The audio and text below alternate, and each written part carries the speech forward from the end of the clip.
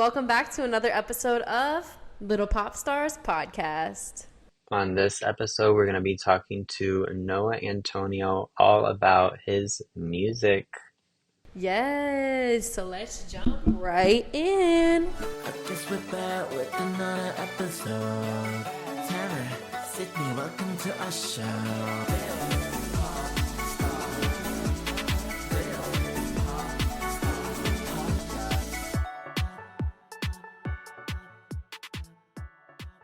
Thank you so much for inviting me. I'm honestly I love your idea of this podcast. This is such a great concept. I listened to a couple of the episodes and I don't know, I just loved the idea. So thanks for Nice, being thank here. you. Yeah, we started it like last year and we've just been interviewing different artists that we really like and hoping to get some more people to listen to their music. I think like the first time I heard your song, I was just like listening to random songs at my job when I should have been working, but it was I just remembered listening to What Should a Boy Be, and I'm just like Mhm. in this office surrounded by a bunch of men very much fitting into their little boxes. Um, it was cool just hearing that song and then starting to follow your other stuff and even like I've been looking at some of your other like writings and stuff and we'll kind of talk about all of that. Yay, I'm so excited. It's honestly also really quite surreal to just hear about someone listening to a song that I wrote just like at work and then finding some sort of meaning in it. Yeah, Because honestly, it just feels like I put things out into a void, and it's just such a interesting idea that people can listen to it, even though I know, like, obviously, I put it on Spotify, and people have Spotify and listen right. to it on Yeah. Spotify. That's kind of what it does. Like, that's kind of its thing, right? Yeah. But it's still surreal to feel like to know that people are actually listening to it. So, thank you for sharing that. Yeah. And if you want to kind of start by like introducing yourself and just a little bit about what got you started into making music. Yeah, of course. So my name's Noah. My artist name is Noah Antonio. And I started making music about 5 years ago during the pandemic. Music was sort of always something that I really loved, listening to mostly. But Yeah. then during the pandemic, I was like bored out of my mind. And I had just graduated high school and didn't have a graduation and was just sort of in my feelings. And I was like, you know what? Why don't I just like buy a guitar and Yeah. try to play it? Um, and so I did that. And the first song I wrote was about being stuck inside and like having nothing to do. And it's Bad Scenes. That's the song I wrote with a friend. Bad dreams, when did you last see me? On the phone screen, tell me how you've been. Quarantine teens and bad scenes. I think it just kind of started rolling from there. I was just really enjoying putting writing to music, sort of adding a sonic dimension to poetry and experiencing what that did for myself, like just processing emotions and feelings and noticing how it was really effective at Yeah. getting me through to some other side, you know? So that's how it started, and that's how it's still going. That's what I still do it for. So yeah. Nice. So every episode we like to start off with something we call Little Pop Quiz. So pretty Okay. much we'll just ask you some questions and you can answer them however you like. A little pop quiz. A little pop quiz. So what artist are you most inspired by? There's three that come to mind. Can I cheat and say three artists? Yeah, of course. Okay. Immediately, well, I am a really big Conan Gray fan. I love that his album is right behind you. There he is. Always with you. Yeah, I've been listening since Idletown, and Nice. he has just like been such a relatable person. I feel like I have somewhat of a parasocial relationship. But yeah, I just love his music, and I love how lyrical he is in his music. And yeah, I just love it. Then the second person is Sarah Kinsley. Um, Nice. she has a song that went kind of viral on TikTok called The King. But her newest album, Escaper, is just full of beautiful, like orchestral, big music, and it's just beautiful. And then the third one, the third artist is a person I know, Selima Terras. I went to school with her and have just seen how much she loves music. And her music is mostly for projects, so like for small movies, for theater productions. But I've just seen her play as she plays the cello, and it's so wonderful and magical. So yeah, those Nice. three. What is your favorite candy? Ooh, okay. I'm not the biggest candy person, like fruit candy person, but I Mm, do love dark chocolate. we love dark chocolate for you.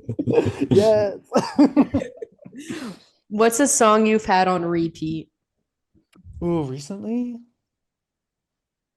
what is the song I've had on repeat? Well, I've had Wishbone on repeat. I've had Always. 1111 on repeat from Wishbone. Nice. I just feel like I personally, that song was like written for me because my birthday is on 11 November, so Oh 1111. wow. Just And passed. so that is just like my song. Nice. Thank you, Nice. Conan. Where was your favorite vacation to? Ooh,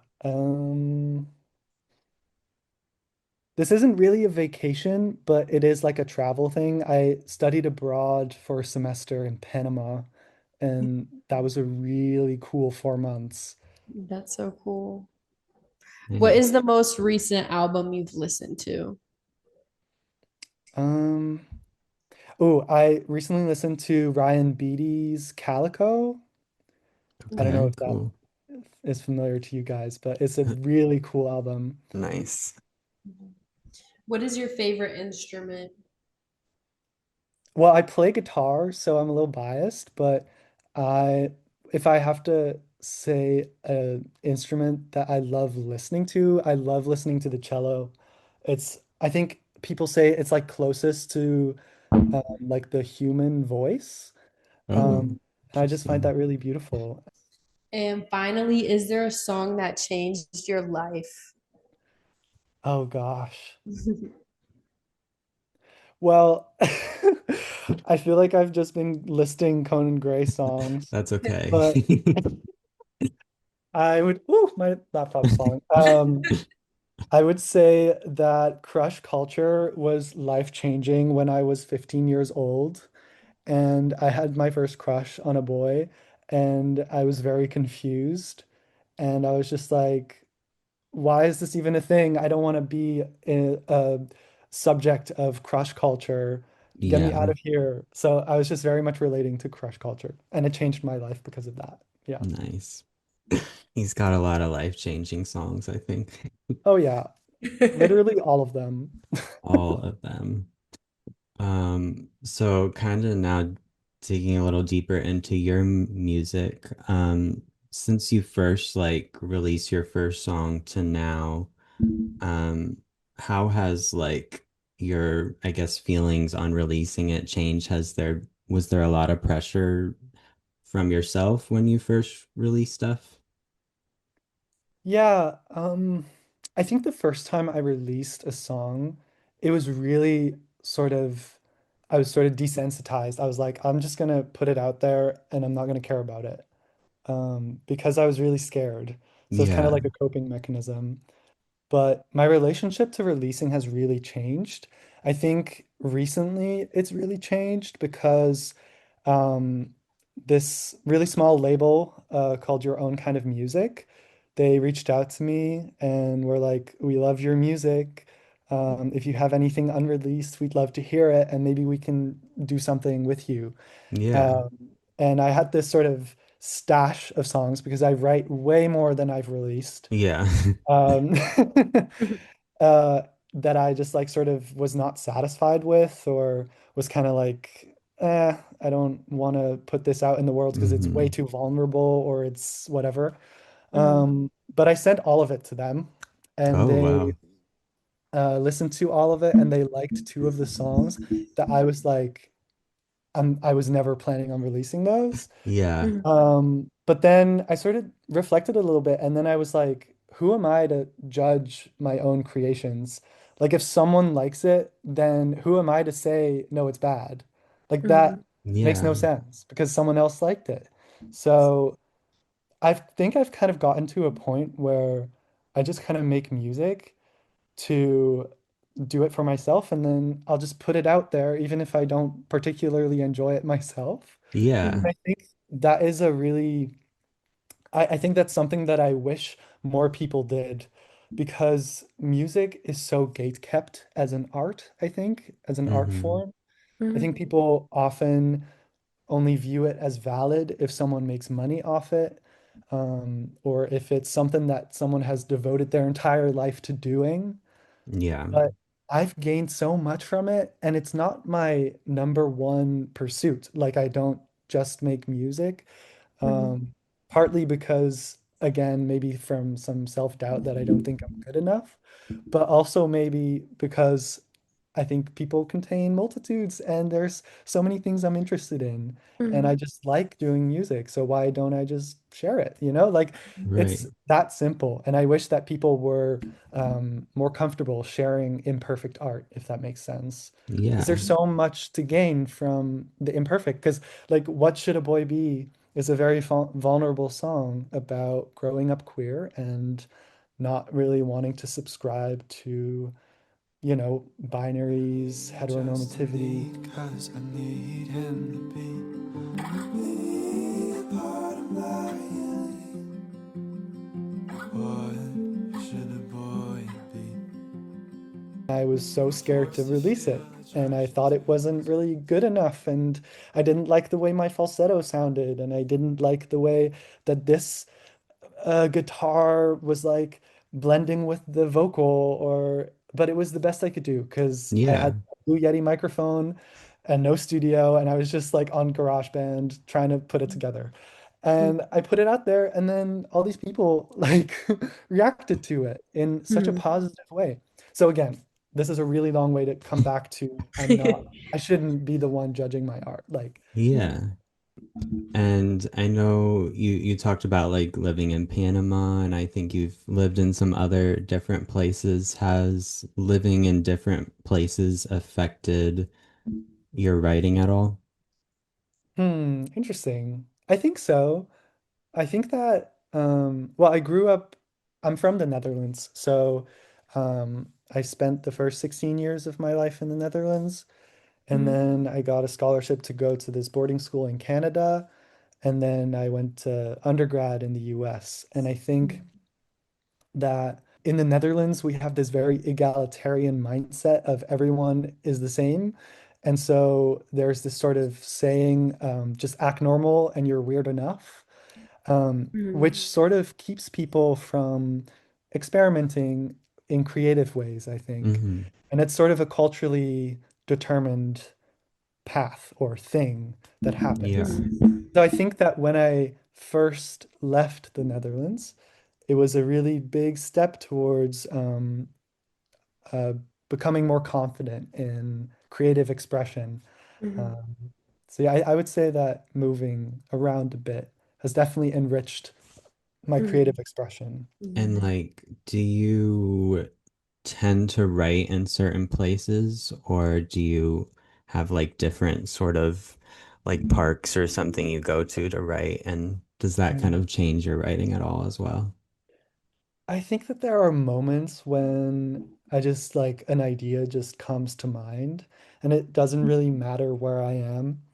I'll just take out my phone and write it in Yeah. my notes Mhm. app. Um, and I'll keep it for later, and maybe I'll come back to it, maybe I won't.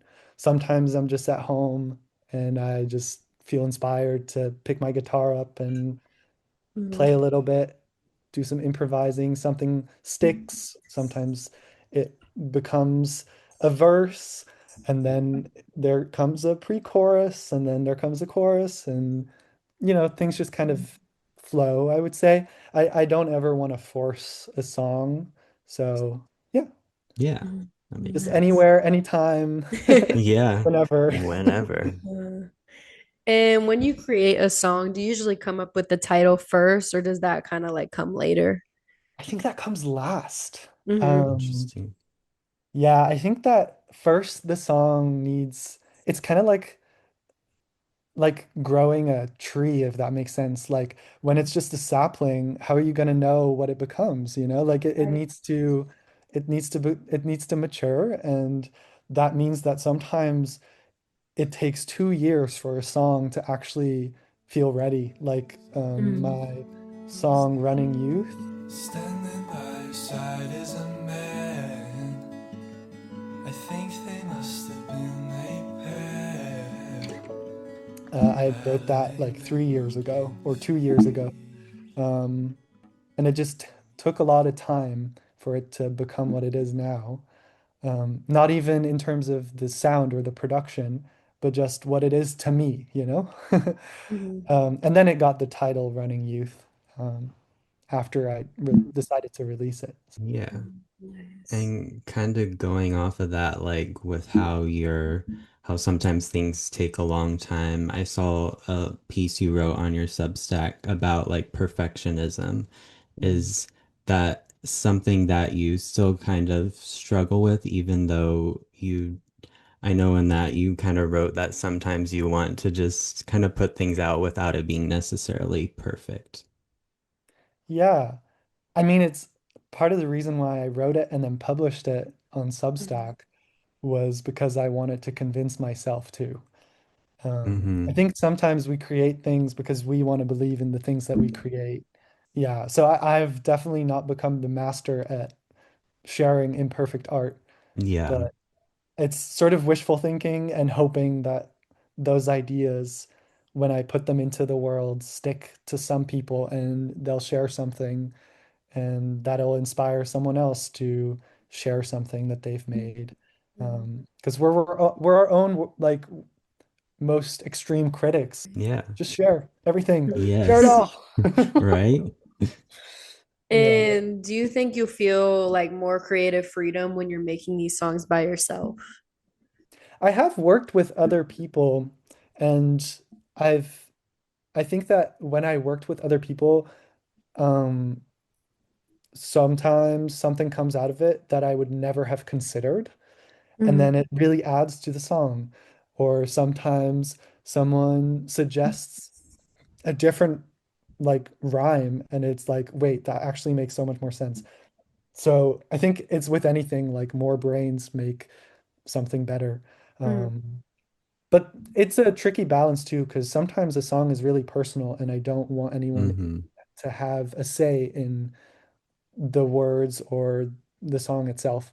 And it's just mine. Mhm. So it really depends on the song and what it means to me and to whoever would be working on it with me. Mhm. Yeah, I did kind of think about with some of your songs being so vulnerable, like it would be almost hard to collaborate on the like lyric side of that, but I guess Yeah. on maybe like the production or melody side might be good. Yeah, for sure. And I know you have like a lot of your cover images for your songs are like little doodles. Did you do all those? Yeah. So for most of my songs, I've just drawn it myself. Mhm. Um, just like adding a little bit of pen to paper. Mm-hmm. Honestly, it's not artistic masterpieces again, Mhm. but it's just I just like drawing too. Um, and I don't consider myself a drawer or anything. Yeah. Or how'd you call that? A drawist? I don't know. Illustrator. Um, an illustrator. Yeah. Yeah. English is my second language. That's That's my okay. excuse. I don't consider myself a drawer. No shit. Um, anyways, uh, but yeah, I do most of those myself. Yeah. Nice. Nice. Is there one of those images that you've drawn that you resonate with the most? Yeah, actually, the one on my song Ghosts, I just love that little ghost. Like, so cute. We love a little From the ghost. scuba instructor, they were taken by the ghosts. Though they're far, they feel so Kind of close. earlier And you they mentioned how like you aren't necessarily making music to like do it for a career, I guess, but more so just because you like putting it out there. I think some people might find it hard to see the value in that without them making like some sort of financial benefit. But how would you say you see value in making music? Well, I find it quite sad if people make art to just get a financial trade-off there. Yeah, Although, of course, it's really nuanced because for some people, art is their one calling and that's like what they want to do. And then to be an artist and simultaneously function in society today, you have to make money, right. um, because you need to sustain yourself. Right. And like most people don't have the privilege of just sort of going out, making art, and not having to worry about making money and paying rent and having Mhm. enough money to buy food and whatnot. So this is obviously like a very personal thing, but for me, I mean, I'm in school, I'm doing a master's program that's not at all related to music. But I just love the process of creatively expressing myself. And I think it's really fundamental to how I make sense of the world and of myself. And so I think creative expression is something that people are afraid of a lot of the times. And I've been very afraid of it. But I think it's so freeing to just sort of not give in to that fear and to release it and to share it and to be proud of it because, like I said, it's how I make sense of the world and of myself and my relationships to people and all of it. Um, and especially today, I mean, not to bring AI into the conversation, but to bring Yeah. AI into the conversation, Yeah. Yeah, um, especially on a platform like Spotify that is also highly problematic. Sorry right. if people are listening on Spotify, like I'm also a culprit of my own. Yeah, Um, saying like obviously my music is on Spotify, right. but like in a lot of ways, a lot of people might not have a choice or it's difficult. But there's so much AI on Spotify right now, and Yeah, I think there's a lot to say about not taking shortcuts to art, um, and going through the process of creating art for the purpose of finding some humanity in it and for the purpose of connection and not for the purpose of struggle, because I don't subscribe to this the like what is it, the dying depressed artist like stereotype. I don't yeah, think you have to struggle to creatively express yourself necessarily, but I do think that creating something demands time and energy, and that time and energy I think comes with such a reward of um, creative expression. It just goes yeah. back to that. Um, so yeah, honestly, I even forgot what the question was, but That's that's okay. my answer. I love it. I love it. Yeah.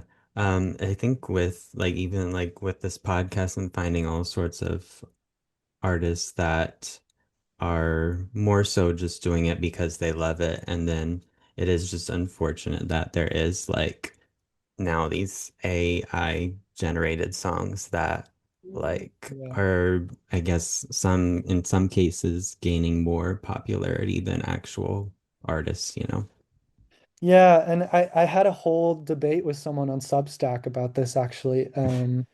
Honestly, bless her heart, but she was telling me that AI has helped her creatively express herself because she loves to write poetry and all the writing was hers, but she used the AI to put sound to poetry.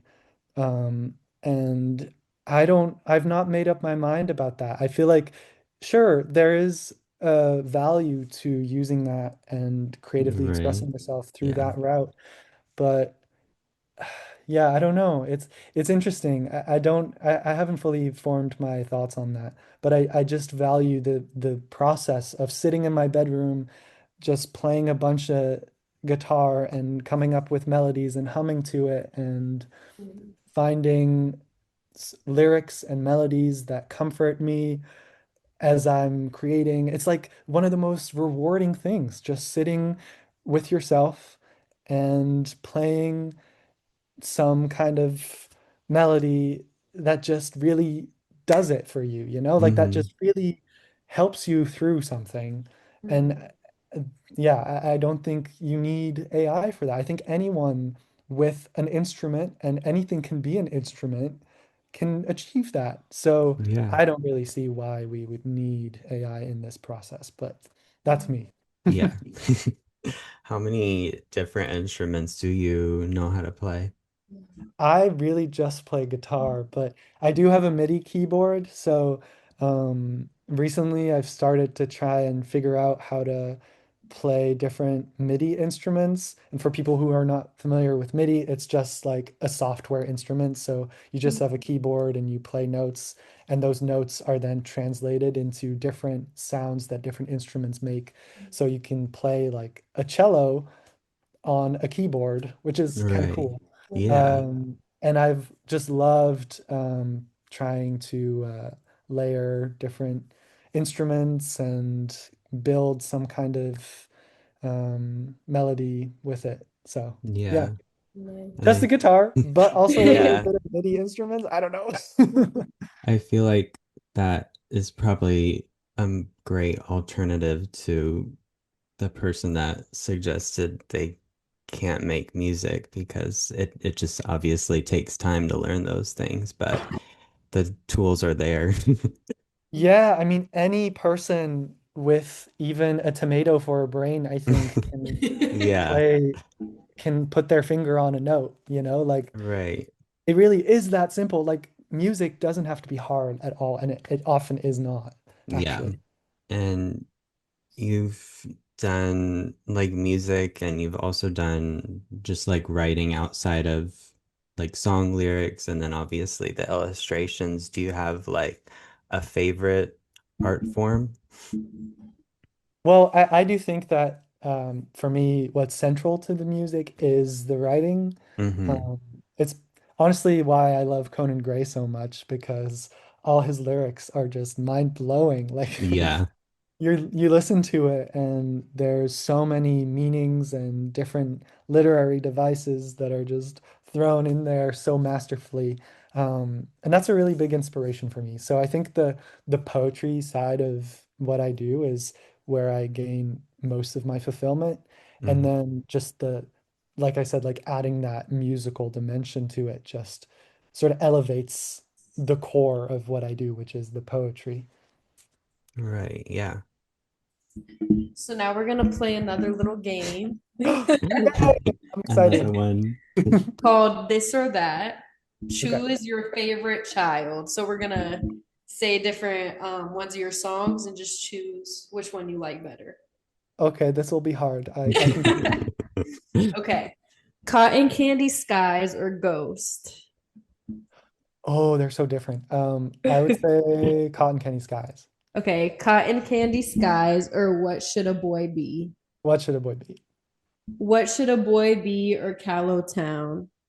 What should a boy be? What Should a Boy Be or Silly Socks? What should a boy be? What Should a Boy Be or Bad Scenes?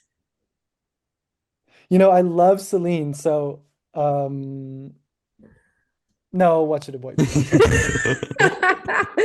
What should a boy be or 10 plus 1? 10 plus 1. 10 plus 1 or Mr. Americana?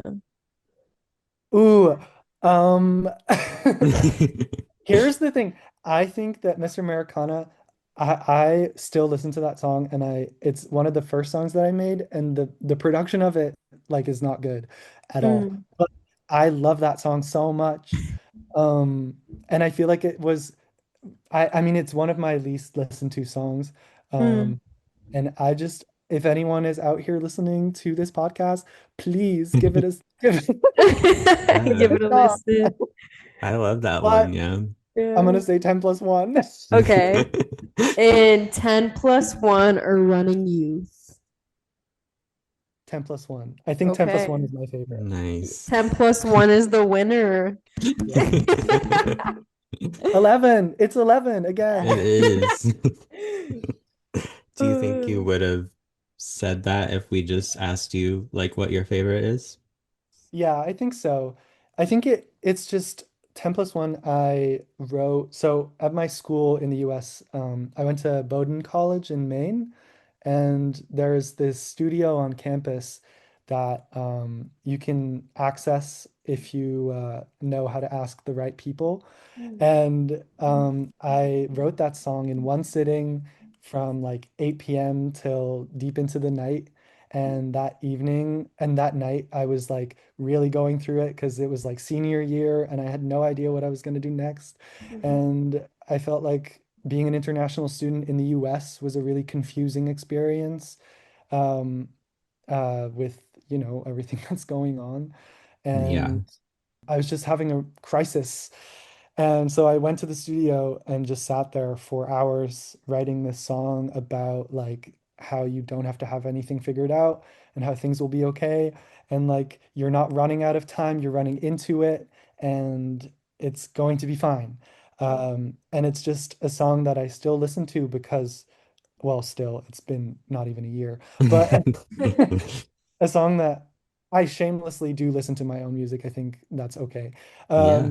And I listen to that song and it just sort of it's like I give myself a hug whenever I listen to it. And it's such a beautiful thing and that I'm really proud of that I have created for myself. Like even if I don't feel it, like if I feel really overwhelmed and anxious in a moment, I can listen to that song and feel comforted by myself of like a person who wrote that song like me like months ago, like it's just such a cool thing. Yeah. Um, yeah, so That 10 plus 1.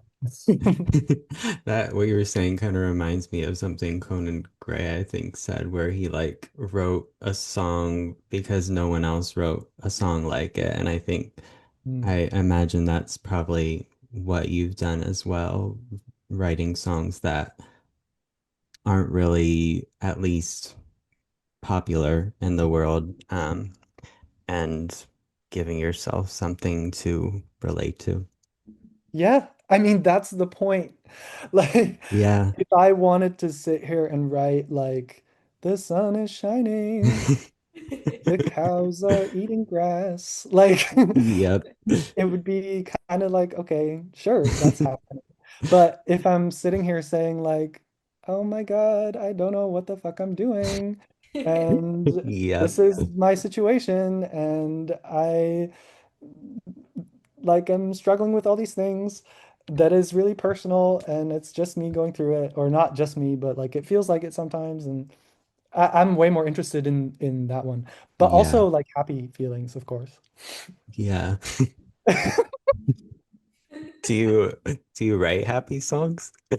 Um, yeah. I Yeah. do, but I feel like I have a harder time being satisfied with happy songs. Yeah. There must be some kind of psychological thing there. Ask me about that in like 2 years. We'll circle back to that. Yeah. I feel like I don't know, it seems like for me the best things I write are the sad things. I don't know what that's all about, but I guess that's where more of the emotion is coming from.